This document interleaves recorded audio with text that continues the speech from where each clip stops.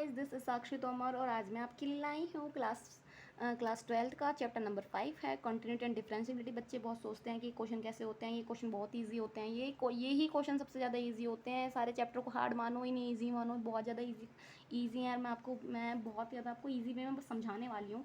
ठीक है, बेसिकली कि क्वेश्चन नंबर 2 है 5.2 एक्सरसाइज का, 5.2 एक्सरसाइज का। ठीक है, ओके।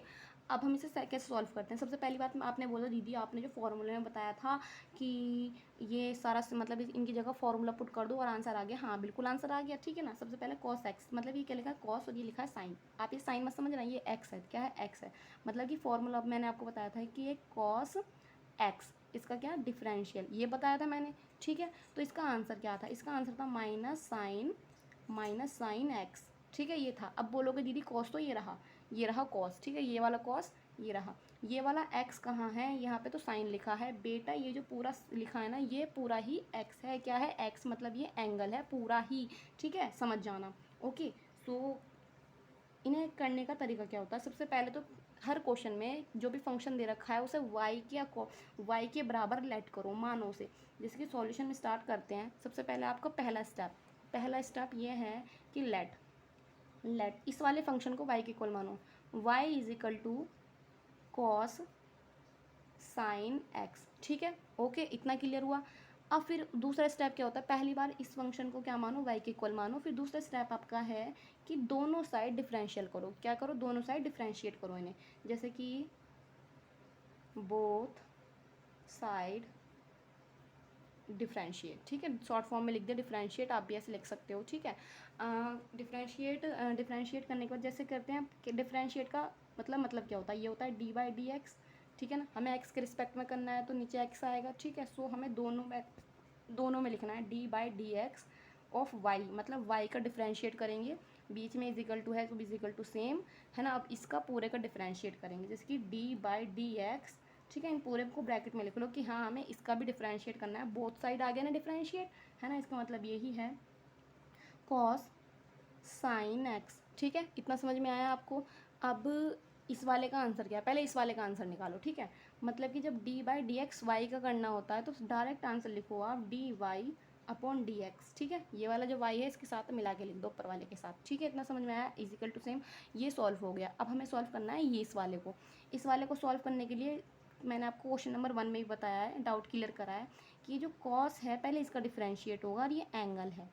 पहले जब हम कॉस का डिफरेंशिएट करेंगे तो एंगल सेम उतरेगा। जैसे कि हम लिखेंगे कॉस का क्या होता है? माइनस का साइन होता है। तो मैंने लिखा कॉस का डिफरेंशिएट क्या होता है? माइनस का साइन होता है। ठीक है, क्या होता है? माइनस का साइन होता है। और ये एक्स है, क्या होता है? माइनस का साइन एक्स। यहाँ पे भी तो देखो एक्स सेम उतरा हुआ है। ठीक है, मतलब ये पूरा क्या है? एक्स है। तो ये क्या उतारो? सेम उतारो आप। ठीक है, सेम उतारो। ठीक है, इतना आपको समझ में आया? ओके, ठीक है। फिर देखो कॉस का तो हो गया यहाँ से लेके यहाँ तक। ठीक है, माइनस का साइन और एक्स जो क्वेश्चन में दे रखा है, एक्स हमारा ये दे रखा है। ठीक है, और फिर दूसरी बात हम करते हैं, जब हमारा एंगल जो होता है ना, हमें उसका भी डिफरेंशिएट करना पड़ता है। उसका भी क्या करना पड़ता है? हमें डिफरेंशिएट करना पड़ता है। डिफरेंशिएट कैसे करना पड़ता है? अब आप लिखो डी अपॉन डी एक्स, मतलब हमें इसका भी डिफरेंशिएट करना है, मतलब हमें एक साइन एक्स का करना है। ये वाला स्टेप बेसिकली मैं यहीं पे लिख सकती थी डायरेक्ट, पर मैंने नहीं लिखा जिससे कि आप कंफ्यूज ना हो। ठीक है ना। सो नेक्स्ट स्टेप में सेम उतरेगा यहाँ पे। थोड़ा ऊपर कर लेती हूँ। D y upon d x is equal to, ये सारा सॉल्व हुआ है, सेम उतारो इसे। Sine x. अब d y d x, sine x का फॉर्मूला क्या बताया था?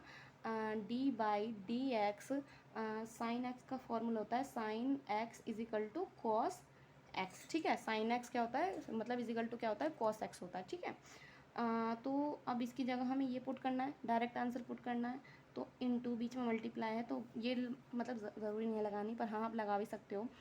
तो क्या हो गया? Cos x. ठीक है, अब बोलोगे इस वाले एक्स का भी करना है क्या? नहीं। ठीक है ना, ओनली ये फॉर्मूला है। ठीक है, अब बोल बस इस वाले एक्स का भी करते हैं। अब देखो इन वाले फॉर्मूले में कर रखा है, देखो हमेशा जो एक्स होता है ना, जो एक्स है इसका ना डिफरेंशिएट क्या होता है?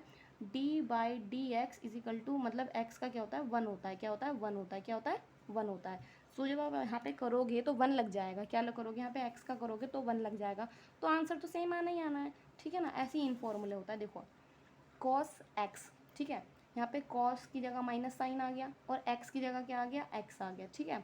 ओके, यहाँ पे 1 हो गया, इसका भी मतलब देखो कॉस एक्स एक बार तो मतलब कॉस का यहाँ पे डिफरेंशियल हुआ है, ठीक है, और एक्स इसके साथ सेम उतरा है, ठीक है। और फिर इसके बाद ये जो इसका एंगल है इसका भी यहाँ पे डी एक्स वाई कर रखा है, d by d x of x, तो इसका आंसर क्या आ गया, माइनस का साइन एक्स, ठीक है ना, और एक्स का डिफरेंशियल क्या होगा, इंटू में 1, तो जब इसकी इससे मल्टीप्लाई करोगे तो साइन एक्स ही तो आएगा माइनस का, ठीक है। इसलिए जो हम नॉर्मल 1 का होता है, एक्स का होता है, हम शो नहीं करते, ठीक है। आपको समझ में आया हो तो प्लीज़ लाइक करें, थैंक यू।